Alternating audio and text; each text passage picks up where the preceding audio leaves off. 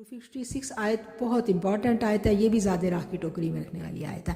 ये जो हम डंडा पकड़ के दूसरों को मुसलमान करने के ऊपर चल पड़ते हैं ना, हम दर पे होते हैं कि हम तो सीधे हो गए हैं, हमें तो हदायत मिल गई, हमने सबको हदायत देनी है। ये तरीका इस्लाम के मुनाफी है। कैसे?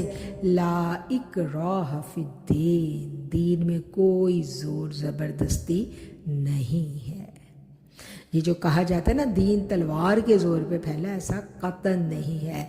तलवार के ज़ोर से आप इंसानों पर तो हुकूमत कर सकते हो, क़ुलूब पर हुकूमत नहीं की जा सकती। और दीन इस्लाम जो फैला है ये तो क़ुलूब से फैला है, दिलों से दिलों को रोशनी मिली है। और जिसको रोशनी मिल गई वो दिल ऐसा मुनव्वर हुआ कि फिर जो उसके पास भी आ गया वो भी मुनव्वर हो गया। इसीलिए हमने पीछे भी पिछले पारे में ये बात समझ ली थी कि जिसके ऊपर अल्लाह का करम होता है उसकी कुर्बत जो है ना हमें भी उस करम में से कुछ ना कुछ हिस्सा दिलवा देती है। इसीलिए कहा गया कि ईमान वालों इकट्ठे हो जाओ।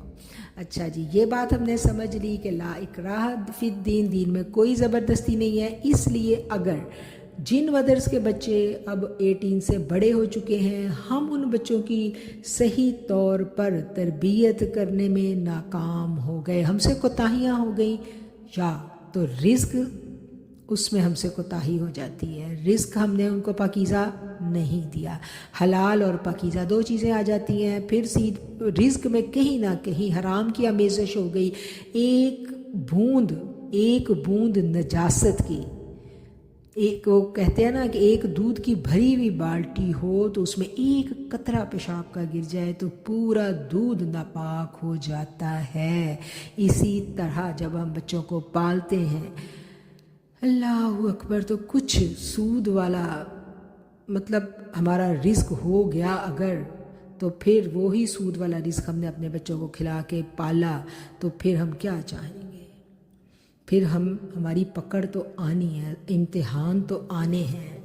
जो बोया जाता है वो ही काटा जाता है। अल्लाह कहता है मैं तुम्हें अजाब दे के क्या करूँगा। आज औलादे नाफरमान हैं, औलादे बेराह रवी का शिकार अगर हो गई हैं तो उसमें लम्हा फिक्रिया ये है कि हम अपना जायज़ा लें, हम अपनी फ़िक्र करें, अपनी फर्मा बरदारी को बढ़ा दें, अपना रोए अल्लाह के आगे कि अल्लाह नादानिस्तगी में हमसे गलतियाँ हो गई, तू हमें माफ़ कर दे।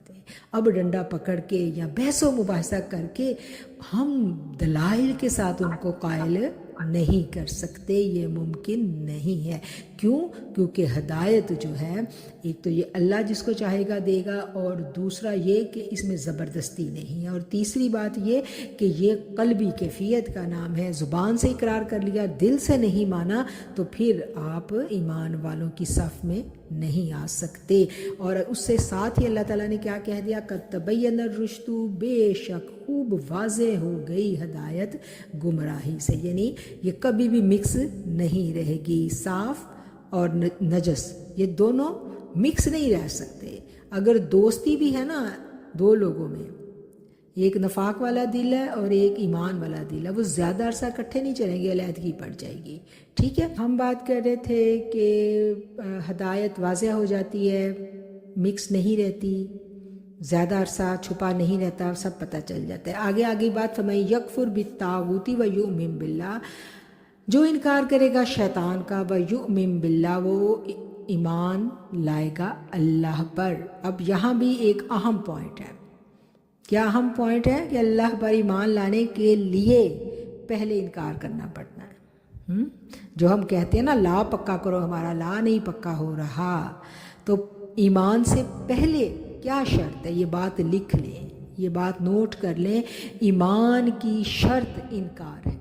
जब तक इनकार नहीं होगा ईमान नहीं होगा। वयकफुरु बित्तागूत, तागूत का इनकार करेंगे तो फिर ही हम ईमान ला सकेंगे। और जब ये काम हो जाता है तो फिर हमें उर्वतुल वुस्का मिल जाता है। उर्वतुल वुस्का क्या है? एक मजबूत कड़ा। उसने थाम लिया उस मजबूत कड़े को, लन انفصام لها، جس کو کوئی شکستگی نہیں ہے۔ اب کیا ہے کہ اب وہ ہم سیف زون میں آ گئے، اب جئیں گے تو ایمان سے جئیں گے، جئیں گے تو شان سے جئیں گے،